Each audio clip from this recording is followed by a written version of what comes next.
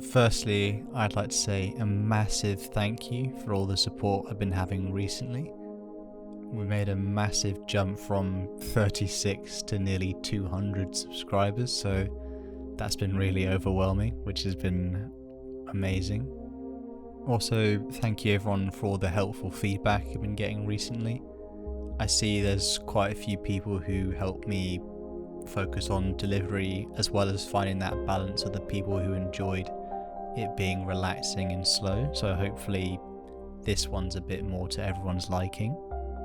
With that being said, I hope you all enjoy the Supreme Grand Master of the first chapter, the Dark Angels, Azrael.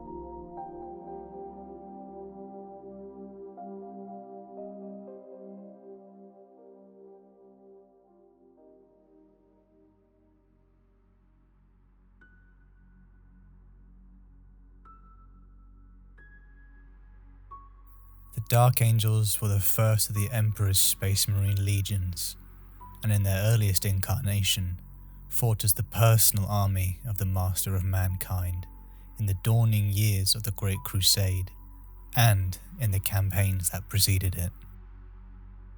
As the prototype of what was to become the Legiones Astartes, they served as both the template for the more specialized legions, and as the gold standard by which their successors would be measured. In the final days of the Unification Wars, it would be the First Legion that would test out the tactics and the equipment that would be used for all future Space Marines. With the launch of the Great Crusade, the Legion fought across the galaxy until the Crusade came across a world of Caliban, described as a cruel and harsh jungle world, which was sparsely populated with small human settlements, and their famous knightly orders. It was these brave warrior knights who discovered the young Primarch, Lionel Johnson, after his arrival on Caliban. The Order had a reputation all across Caliban for the honesty, nobility, and fearless skill of all of its brother knights in battle. Uniquely among many of the knightly orders of Caliban, the members or brothers of the order were selected by merit rather than hereditary inheritance. Any Calibanite could join the order, no matter how lowborn or unimportant they might be. Contingents of the brother knights from the order travelled across the planet, giving their aid wherever it was needed. It is easy to see how they mirror our real-world counterparts, with the many knightly orders of Christendom throughout medieval history. It was these honourable monastic warriors that would combine with the Emperor's First Legion veterans that would become the Dark Angels. And they were led by the Primarch Lionel Johnson, a man encompassed by his words that duty is its own reward. It is these foundations that persist to even the modern 41st Millennium Dark Angels chapter. Although the Legion was divided into 1,000 Marine chapters, these loyal Space Marines crusade across the galaxy in the Emperor's name. Unfortunately, Caliban itself did not persist to the 41st millennium, and was broken apart following the events of the Horus Heresy.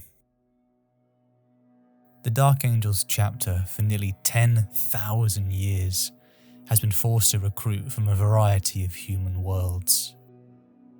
It would be in late M41 that the eyes of the recruiting Dark Angels would fall upon the icy world of Chimeria, an unforgiving and frozen planet, populated not by vast human hive cities, but primitive tribes. For a chapter that considers itself the standard for all other Space Marines, they would need the best aspirants that humanity could offer. Humans born into an unforgiving and rough environment, such as the primitive Chimeria, often need the great strength just to survive. To the primitive people of Cimmeria, the Astartes must have been like myths and legends. These technological demigods would come to take those who were worthy and fight amongst the stars. This is also compounded by the dynamic of religious faith. For the citizens of the Imperium, there is complete and absolute worship of their one true God, the Emperor of mankind. When the Astartes, the literal sons and angels of the Emperor, come asking for worthy soldiers, it must have been seen as a divine opportunity. But to be inducted into the Astartes, the recruits need to be prodigies. That one in a million. And perhaps among the barbarians of Cimmeria, they had found it. We do not know the original name of the man that became Azrael, but what we do know is that the Dark Angel's chaplain saw that this boy was marked for greatness. This savage barbarian boy displayed trophies of 24 heads taken by the young fighter in his raids and battles.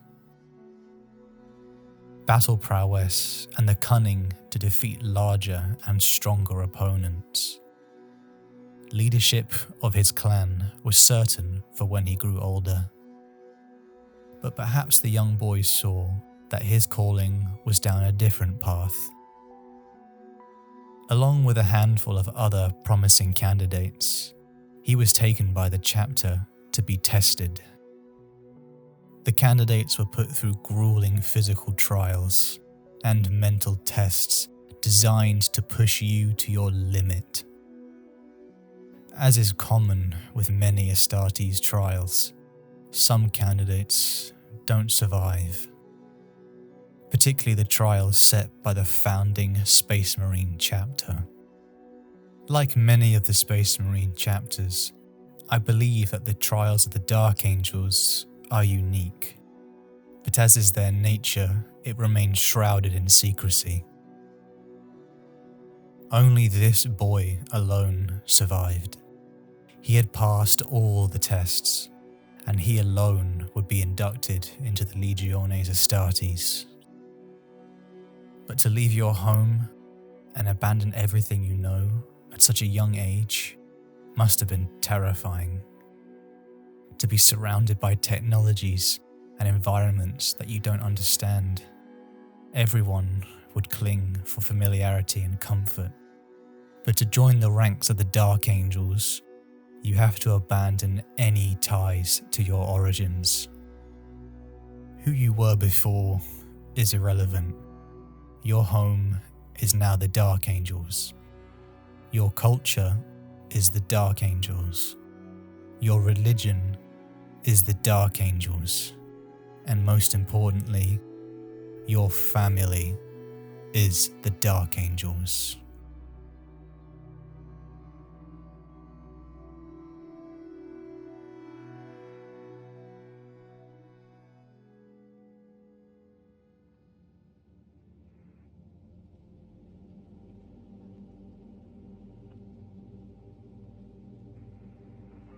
He had survived the gene seed implementation process and was now part of the first Space Marine chapter, the Dark Angels. Like most chapters complying with the Codex Astartes, their training starts in the Scout Company. Even as a young aspirant, his tenacious will would be demonstrated early on. During a Dark Angels engagement with the Eldari pirates, the scouts located an Eldari portal to one of their alien ships hiding in orbit.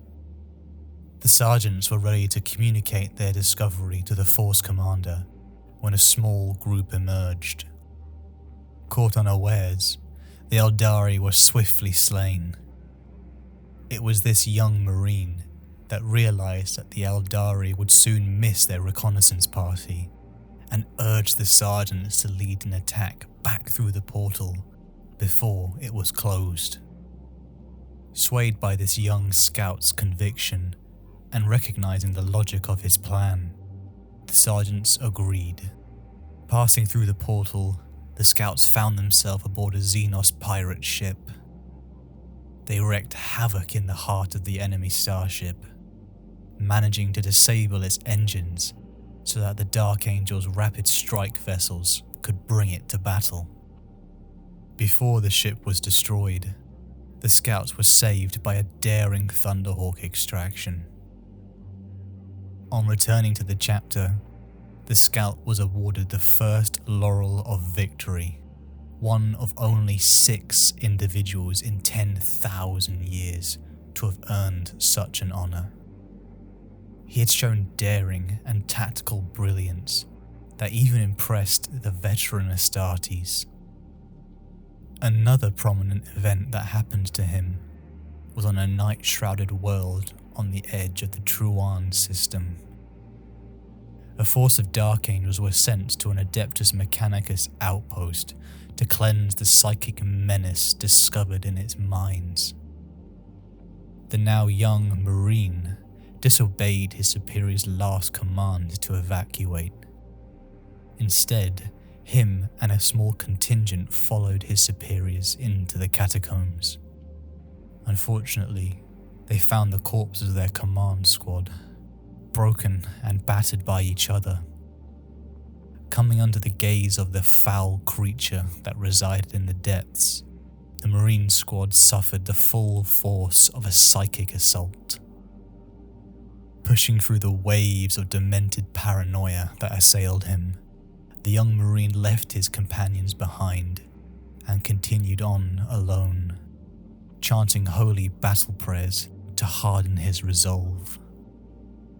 In a small temple-like chamber, he came across the creature, a bloated warp entity, trapped half in the real universe and half in the immaterium. Fighting through the agony of his wounds and the psychic assaults, this young Marine realized that the creature was half in and half out of the world and had to be banished. Thinking quickly, he took a handful of melter bombs taken from the corpses of his previous command squad, and the Marine fought his way from one side of the ancient temple to the other, withstanding the tormenting lashes while he placed the explosives. There was no way to escape the temple, and yet still he detonated the charges. Resigning himself to his death, he brought down the temple upon himself and his enemy, banishing it back into the warp. Buried and alone, he had sacrificed his life for his brothers. But this was not the end for him, and after 3 days of digging by hand, his fellow battle brothers dug him out, saving his life. He had previously displayed his tactical fortitude, and now he had shown courage and sacrifice, all of the best qualities one could hope for in a Dark Angel. It was demanded by his battle brothers that he be rewarded for his valor, and there is no greater reward for any Dark Angel than induction into the First Company. The Deathwing First Company are the top-tier elites of the chapter, donning ancient Terminator armor and the chapter's most sacred relics. Joining Deathwing is a rebirth for the warrior. Abandoning any names of his past, the Marine was given a new name, Azrael. Names have meanings, and from our own world, Azrael is the angel of death, who separates souls from their bodies and is one of the 4 archangels. Azrael is responsible for transporting the souls of the deceased after death. Both in Islam and Judaism, he is said to hold a scroll concerning the fates of mortals, recording and erasing the names of men respectively at birth and death. But more importantly, in some interpretations, Azrael is perceived as the angel of vengeance. For the Azrael of the Dark Angels, his name is fitting, as the responsibility of the Deathwing Company would show. For the first companies, and Azrael's goal was now to claim vengeance on the chapter's greatest shame and secret, the Fallen. These traitors are those renegade space marines who followed the First Legion's second-in-command, Luther, into betrayal when they split off from the Dark Angels 10,000 years ago, in the aftermath of the Horus Heresy. Azrael had demonstrated he has a great mind and a heart, but now his chapter needs to see if he has the most desirable trait, the aptitude for secrecy.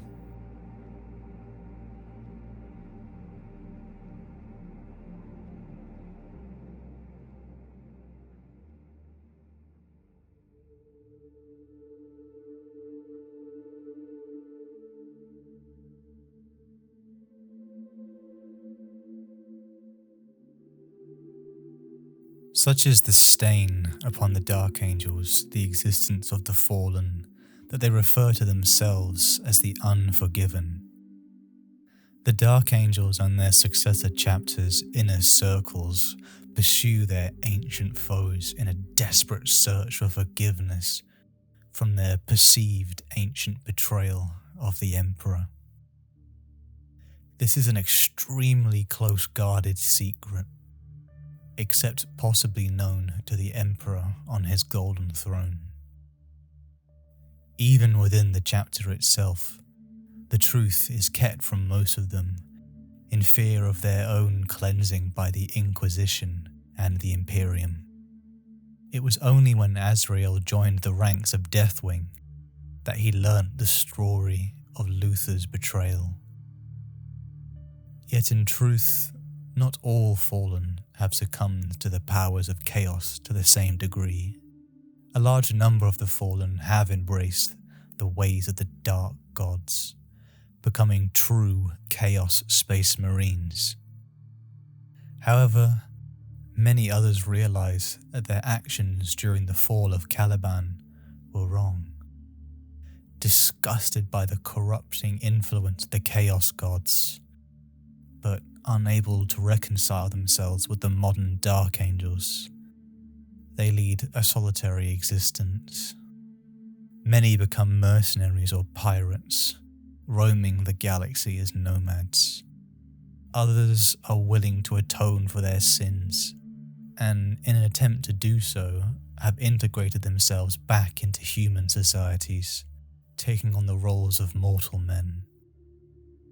However, whatever their subsequent actions, in the eyes of the Dark Angels, the Fallen are the worst kind of sinners. The only way they can rid themselves totally of their shame and restore their honor and trust in the Emperor's eyes is if all the Fallen are found and either made to repent or are slain. Azrael 10 times over had proven that he was an honorable member of the Dark Angels, with loyalty and dedication that went beyond his brothers, even for some time considering the path of a chaplain. To him, the existence of the Fallen must have been a momentous dishonor to the chapter that he loved, and it was always he who spoke first in support of Fallen hunts. Keen to restore the chapter's honor and prove the Dark Angel's loyalty to the Emperor. A war that would plague him even as the years in Deathwing passed. By the latter years of M41, Azrael was a legend within the chapter. He was respected so highly that even senior veterans chose him as the Grand Master of the Deathwing. Azrael's loyalty to his chapter over the coming decades could almost be seen as zealotry. I imagine being in a position of hunting down other dark angels was increasing his paranoia and mistrust, traits often seen in dark angels, but to a more heightened degree. This secret war envelops Azrael and the Dark Angels so much that they are even known to abandon imperial battlefields in the pursuit of the fallen, dooming many people to death, not out of cowardice, but fear of their greatest shame being revealed. Unfortunately, these hunts often lead to tragedy, such as the Dark Angels chapter master Naberius. He famously led the assault that slew the demon-possessed planetary governor of Cephalagim, but tragically, whilst leading an ambush, he was slain by the Night Lords while in pursuit of the infamous fallen angel Cypher. Azrael led the Deathwing to recover his body and honour their fallen master. The chapter was leaderless, and one man would now need to take up the mantle and the responsibilities of Supreme Grand Master. For the inner circle, that could only be one man, Azrael. He had proven himself 100 times over in courage, intelligence, and most importantly, a burning desire to hunt the fallen. Only one last trial remained to test if he was worthy. Azrael descended deep into the rock to witness one of the chapter's most guarded secrets. Luther, who remains chained within the most secure cell on the rock, guarded by the Watchers in the dark, and his existence only known to the Supreme Grand Master of the Dark Angels chapter, Azrael, and those who held the rank before him. I believe that the trial for Supreme Grand Master is to converse with Luther. Azrael, like his predecessors, had attempted to make Luther repent for his crimes 10,000 years before. But like his predecessors, he had failed to do so. Luther apparently only continued to rant and rave, claiming that Lionel Johnson would come and absolve the fallen, and that the day of the Lion's return is close at hand. Keeping the greatest trait of the Dark Angels is the chapter's greatest secret, one that Azrael would have to keep even from his closest brothers. With the approval of the Watchers in the Dark, Azrael, the savage boy from Chimeria, became the Supreme Grand Master of the first Space Marine chapter, the Dark Angels. Secretly using Luther as an oracle, he would coordinate all the fallen hunts and defeat the enemies of the Imperium.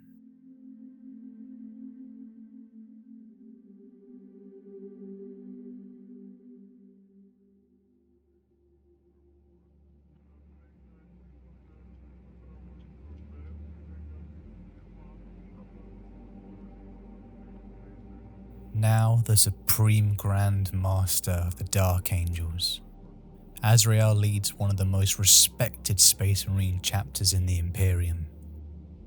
But like all men, no one is perfect, and despite the noble qualities Azrael possesses, the culture of the Dark Angels has some drawbacks. Their secretive nature and mistrust of their Imperial allies has led to many problems and unforeseen consequences, such as with the return of the heavily mutated Space Wolf's 13th Company. The master of the Raven Wing, Samael, claimed that the Space Wolves had massacred a contingent of Dark Angels. This prompted Supreme Grand Master Azrael to launch a crusade to the Fenris system, which upon arrival is to be found in the midst of a battle of a demonic invasion. Seeing no other recourse, Azrael orders the bombardment of one of the most infested systems worlds, Midgardia. Unfortunately, at this time, the great wolf Logan Grimnar and his men were trapped between the hordes of demons and the barrages of the Dark Angels' fleet. The history between the Dark Angels and the Space Wolves is a long and complicated rivalry. It is almost ironic that the Dark Angels were quick to judge and condemn the Space Wolves to death for perceiving there to be traitors amongst their ranks. The bombardment of Fenris only halted when a detachment of Grey Knights joined the Dark Angels. Whilst undetected to the Space Marines, the elite Grey Knight recognized the taint of the warp upon the supposed Raven Wing Master before them. This was not the real Samael, but a Zinchian demon aptly named the Changeling. The demon revealed that it was responsible for manipulating the current events, setting the Dark Angels against their long-term rivals, the Space Wolves, as part of a larger scheme orchestrated by Magnus the Red, the demon Primarch of the Thousand Suns. Despite his wisdom and honor, Azrael had been blinded by his paranoia and quickness to judge.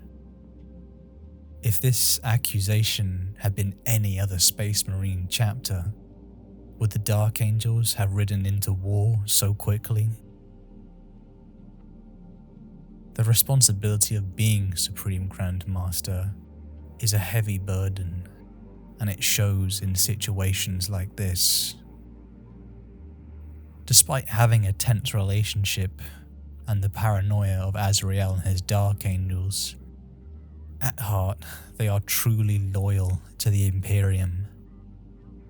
And in the face of the truth, the Dark Angels quickly put aside their differences and joined the Space Wolves in battle. However, the Dark Angels' relationship with the Space Wolves was left more frayed than ever. Though Azrael and the Dark Angels were manipulated, many innocent people perished at their hands. Though perhaps never friends, they both were incredibly loyal chapters of the Imperium, and such was their ancient tradition. Upon meeting of the chapters, champions were fielded in a duel for honor and rivalry. Perhaps a duel between the Great Wolf Logan Grimnar and Azrael, the Supreme Grand Master, mimicking the actions of their Primarchs millennia earlier. The honest and boisterous Space Wolves are almost the complete opposite of the stern and secretive Dark Angels. This rivalry just shows how different the culture of the Dark Angels is compared to another loyal chapter. I imagine the events of the Siege of Fenris weighed heavily on Azrael, but unfortunately there would be no time to rest and reflect. In 999 M41, the Dark Angels were ordered to deploy their chapter in support of the Imperial Bastion of Cadia, to halt the encroaching forces of Chaos during the 13th Black Crusade.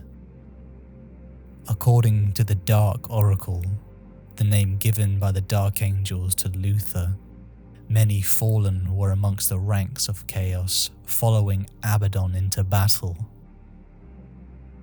The Rock made haste for the Cadian sector, yet soon after the battle was joined, the Supreme Grand Master withdrew the Dark Angels, directing all of them to Cadia.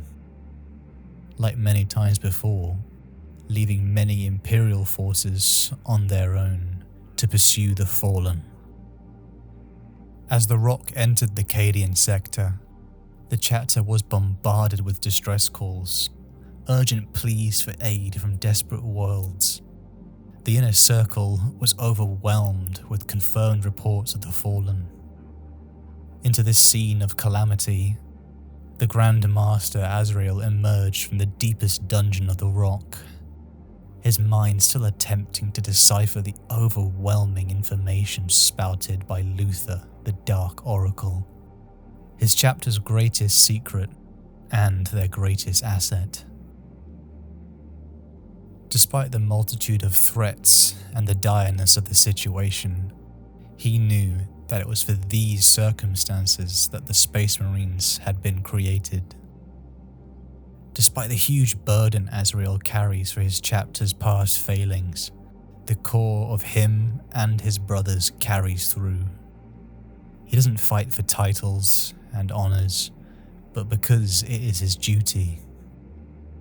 Hunting the fallen and fighting the enemies of the Imperium is how the Dark Angels complete their duties to the Emperor, and duty is its own reward.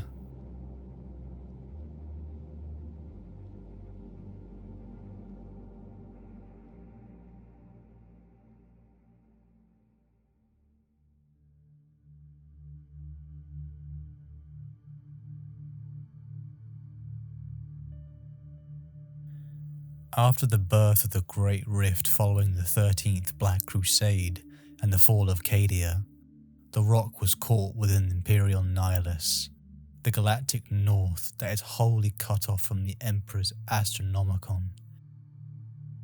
But with almost convenient timing, the rock was invaded. A demon army led by the fallen demon prince Marbus penetrated the formidable void shields that surrounded the Dark Angel's asteroid base. Fighting took place along all decks, within the grand halls, and even in the labyrinthian sublevels and dungeons that burrowed deep into the rock. As the conflict reached its climactic point, the invaders disappeared, with the same suddenness in which they had manifested, having ultimately achieved little beyond mindless slaughter and destruction. There was one, however, who knew otherwise. In the deepest dungeons of the rock, one special cell was empty. It was to Azrael's horror that he saw that Luther was gone, set free by the fallen. Azrael had suspected that the entire battle had been merely a diversion, so that nefarious agents of the fallen could accomplish their true task. Yet unfortunately, it is a theory he must keep to himself. Being the first Supreme Grand Master in Imperial history to have lost the chapter's greatest shame, Luther, must have consumed him. Without the Dark Oracle for clues, and Luther reuniting with the fallen under his watch, he might have felt like he was failing. However, going through difficult times often shows people who you truly are. The secret crusade of the Dark Angels and their successors to hunt down the fallen has had its consequences. More than ever, the Dark Angels must operate in the balance between duty to the Imperium and their self-imposed quest to rid the chapter of shame. Despite the pain and stress this has brought to his battle brothers, Azrael must face this task head-on. He knows the salvation that waits to be seized if the Dark Angels can purge the fallen from existence. At this time, he holds this the higher truth, and to be more important than anything else the chapter might accomplish. For the Dark Angels, free of shame, will become an even more potent weapon for the God Emperor. He knows that through force of will and strong leadership, he can steer them to absolution. On the other hand, if the Dark Angels totally forget their duty to the wider Imperium it would have been for nothing. But to give up now, when the Emperor's enemies have never numbered so many, nor the threats to the Imperium and the Dark Angels so grave, it could be the very end of the Dark Angels. You may ask yourself, is it wrong for Azrael and the Dark Angels to act with such secrecy, keeping the truth in the hands of a few? With the rank of Supreme Grand Master also comes the title the Keeper of the Truth, with previous Grand Masters having altered their records all throughout time.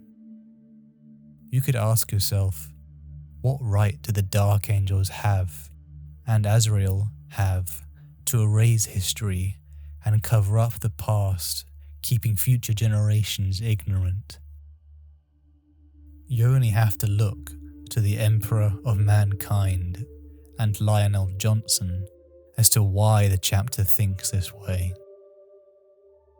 To the Emperor and the Lion, there are some truths that are too dangerous for the galaxy. For those who would protect and shepherd mankind, they also needed to be protected from themselves. The Dark Angels have fought for the Imperium for over 10,000 years, and to be prevented from their duty from the Inquisition or other threats is failure. Especially towards the end of the 41st millennium, the Dark Angels are needed now more than ever. After the fall of Cadia, the mysterious Cypher turned himself in to Azrael, and not only informed him that the rock held the time-altering T'Challa engine, but that both the fallen angel Astilan and Typhus of the Death Guard were seeking similar devices. Typhus and Astilan would bring, throughout time, the original Fallen on Caliban to join with the current Death Guard, merging them into a new plague-infested legion. After the intervention of the Watchers in the Dark, Azrael agreed to work with Cypher, and they eventually gathered all three engines, creating a warp rift over Caliban. However, as the Fallen attempted to enter the portal and potentially change history, Azrael had gained control of the T'Challa engine. Azrael could change history for himself now, and erase the shame of the Dark Angels. It must have been extremely tempting.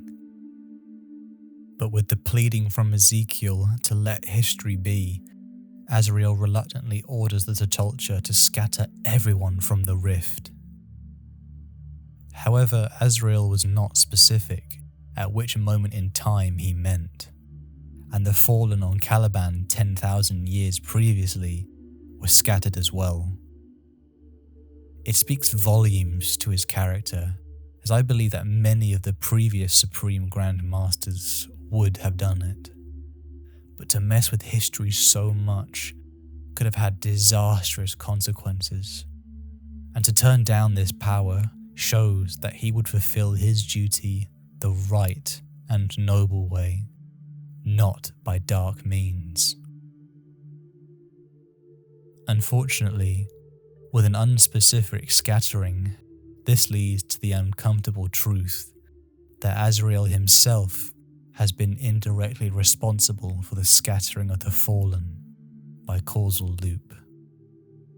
We are unsure if Azrael was aware or not, but his actions has led to 10,000 years of the Dark Angel's fallen hunts.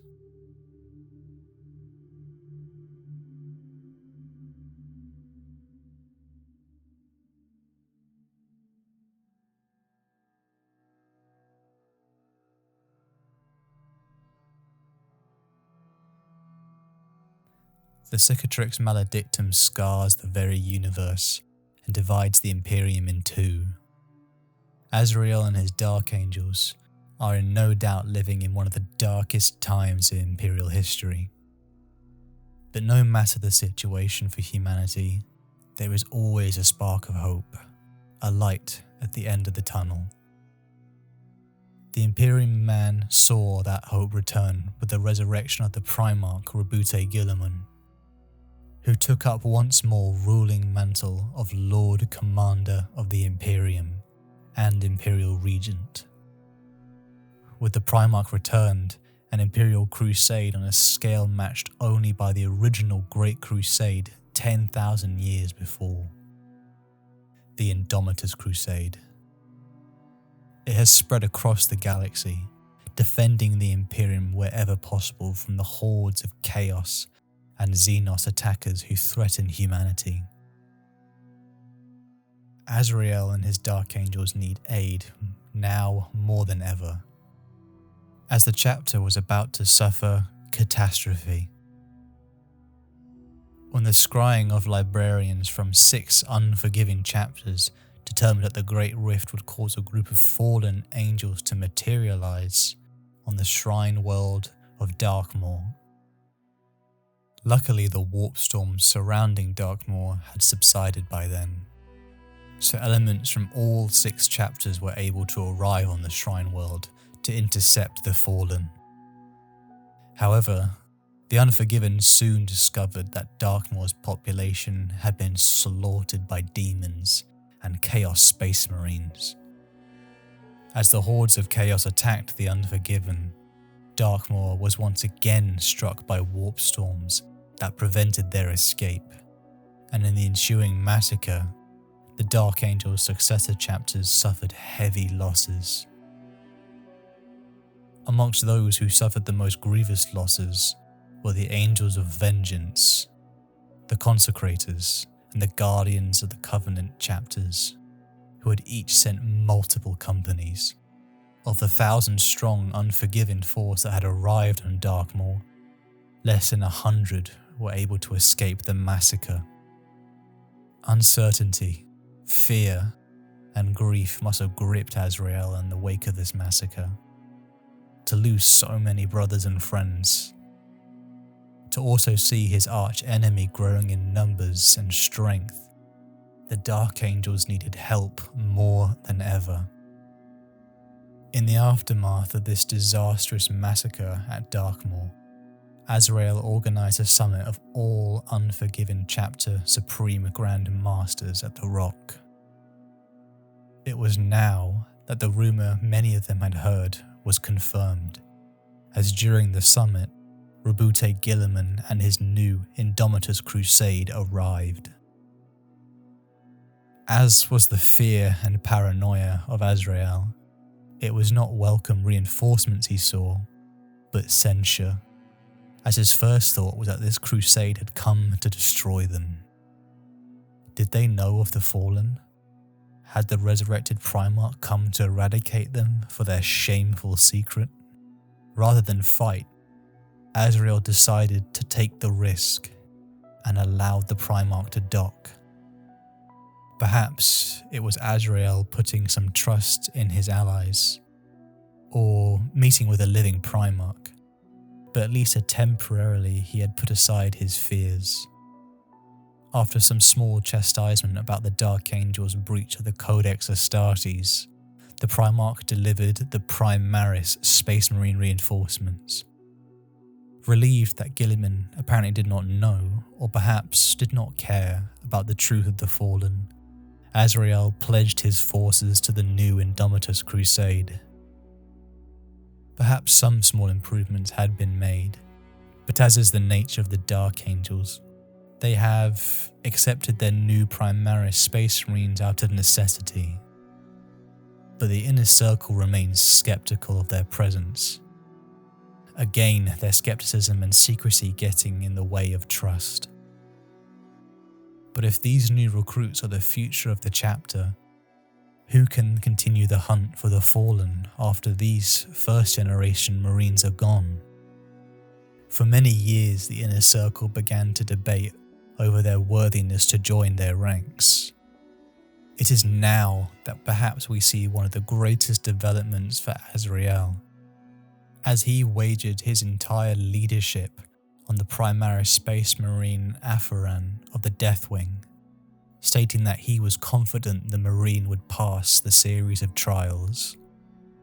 Azrael personally oversaw Alpharan's trials, and in the aftermath there could be no doubt of the Primaris' worthiness to join the ranks of the Inner Circle. From the savage boy upon Chimeria, Azrael had changed so much in his lifetime. He was a young Marine with courage and bravery that went beyond his brother Astartes, to a veteran Dark Angel who became enveloped in the secrecy ingrained in the Dark Angel's culture. A man respected by his brothers so much he rose to the mantle of Supreme Grand Master, to a leader burdened with great secrets and the responsibility to eradicate his chapter's shameful past, but now is leading in a more trusting and cooperative direction. I don't think that any day soon, Azrael and the Dark Angels will change. The ideas of secrecy is too ingrained within the Dark Angels. But with them putting trust in the Primaris, it shows some progress. The future for the Dark Angels is reaching a precipice, as unbeknownst to them, the greatest secret in the rock might change everything. Will it be Azrael who redeems or destroys the Fallen? We can't say. But I believe that the fate of the Fallen lies with Azrael, the Angel of Vengeance, the Angel of Death.